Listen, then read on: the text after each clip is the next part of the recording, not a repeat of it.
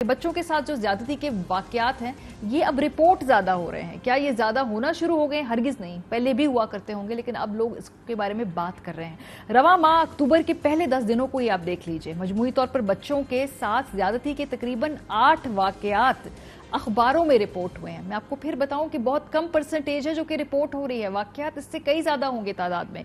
जबकि गुज़िश्ता माह सितंबर में भी तकरीबन 5 वाकयात सिर्फ अखबारात में ही रिपोर्ट हुए थे।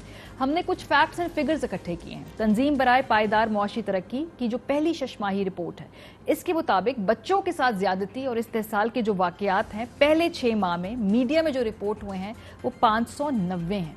जो सरकारी रिपोर्ट सामने आई है वो 1053 है। अगेन ये बहुत कम रिपोर्ट हो रहे हैं, वाकयात इससे कई ज्यादा हैं। अब अक्टूबर के माह में ही देख लीजिए, मोटे मोटे जो अखबारी जो खबरें हैं, 1 अक्टूबर को 2 साला बच्ची अयान को ज्यादती के बाद कत्ल होती है लाहौर में। 2 अक्टूबर को 12 साला एक लड़की और लड़का वो ज्यादती के वाकयात के बाद कत्ल होते हैं। 3 अक्टूबर को एक वाकया है, 3 अक्टूबर को एक और 14 साला तालिब इल्म जो है ये ज्यादती का निशाना बनता रहा, उसने खुदकुशी कर ली फाइनली। फिर ये मामला सामने आया। 3 अक्टूबर मुल्तान 10 साला बच्ची के साथ ज्यादती का वाकया, पुलिस ने 2 लोगों को गिरफ्तार भी कर लिया। 5 अक्टूबर को 12 साला बच्ची के साथ और 8 अक्टूबर को चारसद्दा की 2 साला मासूम ज़ैनब ज्यादती के बाद कत्ल कर दी गई। ये मामला कहाँ जाके रुकेगा? हुकूमत जो है करना चाहिए जो ठोस इकदाम, क्या वो कर रही है? प्रोग्राम के पहले से हम इस पे बात करेंगे। अमीन अंसारी साहब जो कि वालिद हैं ज़ैनब अंसारी के, ज़ैनब के बारे में हम सब जानते हैं। जो कसूर में वाकया हुआ था उसके बाद पूरी सिविल सोसाइटी ने एड़ी चोटी का जोर लगा के न सिर्फ मुजरिम को पकड़ा बल्कि कैफर किरदार तक भी उसको पहुंचाया गया।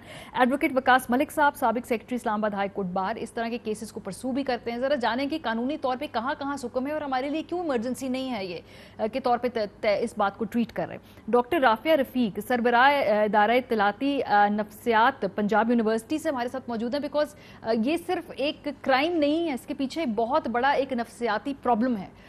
क्या ये प्रिवेंटेबल है? क्या नफ्सियाती तौर पे इसको रोका जा सकता है? कुछ अवामिल इसमें होते हैं कारफरमा, इस पर भी बात करेंगे।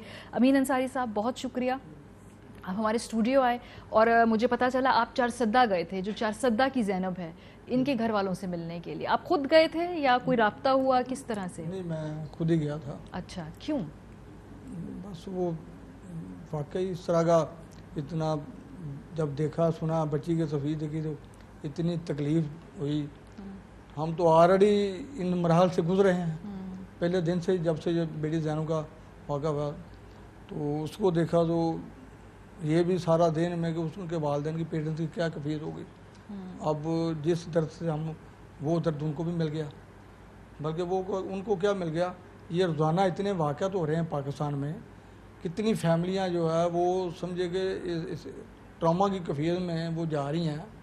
और हमें ये सोचना पड़ेगा हमारी पार्लियामेंट को, ये इतने वाक़यात हो रहे हैं, उनकी फैमिलियों का कभी किसी ने मेरा हो सकता कि किसी ने जाके पीछे मुड़ के ना देखा। आपकी फैमिली से बात हुई? वालिदैन की कैफियत तो मेरा ख्याल है बयान भी नहीं की जा सकती होगी, तो ये पूछना भी बहुत मैं पहले अपनी बात बताऊं, मेरे घर में जब ये खबर चली तो देखी ना, मैं व्हाट्सएप पर मेरे पास सोशल मीडिया पर आई है चारसद्दा की ज़ैनब की बात, चारसद्दा की ज़ैनब की, तो बिसर ने देखी तो उसकी सुबह की तबीयत और ज़्यादा ख़राब। आपकी बेगम की तबीयत ख़राब हो गई? ज़ैनब की, मतलब मेरी बिसर की तबीयत ख़राब हो गई। टेल वो अभी तक वो उस जैसे ना वो आसार होता है ना, उसमें से भी बाहर नहीं आ सकती। बल्कि मैं आ रहा था तो वो खुद भी कह रही थी कि मेरी तबीयत नहीं ठीक ना आ जाए, लेकिन मैंने मुझसे रहा नहीं गया मुझसे कि मैं बस उस दर्द और तकलीफ़ से गया, क्योंकि हम तो उस दर्द से, उस गम से गुजरे हैं।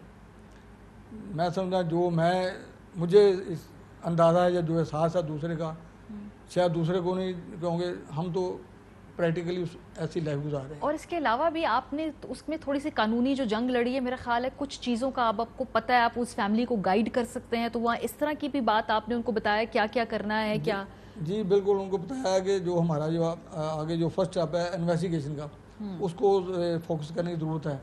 क्योंकि थोड़ी सी मैं यहाँ पर ये बात करूँ, अभी हाल ही में कसूर में एक वाक़ा हुआ है, वहाँ पर एक बच्ची है, वहाँ उसके साथ ज़्यादती हुई, कुड़ियाँ के करीब वीरम जुगियाँ उस जगह का नाम है। وہ بچی کے ساتھ جب زیادتی کا جو واقعہ ہوا تو انہوں نے میرے ساتھ رابطہ کیا کہ ہماری ہیلپ کریں. یہ وہی کیس ہے جہاں پہ چیمبر کے اندر ملزم کو گولی مار دی وہ اس نے چیمبر کے اندر گولی مار دی اسی وجہ سے کیونکہ ان کو لگا تھا انصاف نہیں ہو رہا. اس کو کیونکہ وہ ڈس ہارڈ ہو گیا ہمارے سے نظام سے, اس کو نظر آ گیا کہ ہمیں انصاف نہیں ملے گا. اور اوپر سے وہ جو مجرم ہے پہلے تو انہوں نے ایف آئی آر کی تو وہ ایف آئی آر کہہ رہے تھے انہوں نے صحیح نہیں کاٹی, اس نے ضمانت قبل سے گرفتاری کرا لی. اچھا اس کی ضمانت گرفتاری نہیں ڈالی اس پر. دوسرا اس کے بعد یہ بچی کے ساتھ زیادتی کرنے والا ان کی زمینوں پر گیا, ان پر جا کے فائرنگ کی, ڈرایا دھمکایا وہ ڈرایا دھمکایا کہ یہ ایف آئی آر واپس لے صلح کر لیں. اس پر انہوں نے دوبارہ وہاں پر ایک اپلیکیشن تھانے میں دی, اس پر بھی فردر آگے کوئی کارروائی نہیں ہوئی. آگے اس کی آگی کورٹ میں تاریخ جو ضمانت قبل پھر بیل ہو گئی اس کی بیل کنفرم ہو گئی. کے سامنے سے جب بیل کنفرم ہوئی تو انہیں وہاں پر بڑکے لگانے شروع کر دی ان کے سامنے, آپ نے میرا کیا بگاڑ لیا, کیا کر لیا. ٹھیک ہے. اب جو پہلے ایک مظلوم وہ اس تکلیف میں گزرا, اس کو یہ احساس ہو گیا کہ پولیس ہمارے ساتھ, ڈپارٹمنٹ ہمارے ساتھ کوئی تعاون نہیں کر رہا, ہمیں انصاف نہیں ملے گا. اوپر سے یہ ہم پر فائرنگ کر رہے ہیں اور تو اس کا یہ رد عمل ہوا. انہوں نے قانون ہاتھ میں لے لیا. میں آپ کی طرف آتی ہوں. یہ آپ نے جو باتیں نا, جو باتیں ایف آئی آر صحیح نہیں کاٹی جاتی, پھر دوسرا دباؤ ہوتا ہے کہ صلح کر لے. دیکھیں جس کے اوپر یہ گزری ہے پہلے تو اس کا کیس ہی صحیح سے نہ لکھا جائے اور پھر اس پہ الٹا دباؤ ڈالے کہ صلح کر لیں. یہ کیسا کیس ہے بھائی, اس میں کیا صلح ہوگی؟ اس میں تو ریاست کو مدعی بننا چاہیے اور ریاست کی مدعیت میں ایف آئی آر کٹنی چاہیے, کیونکہ یہ ایک طریقے سے پوری قوم کے اوپر جو ہے نفسیاتی اس کا اثرات پڑتے ہیں.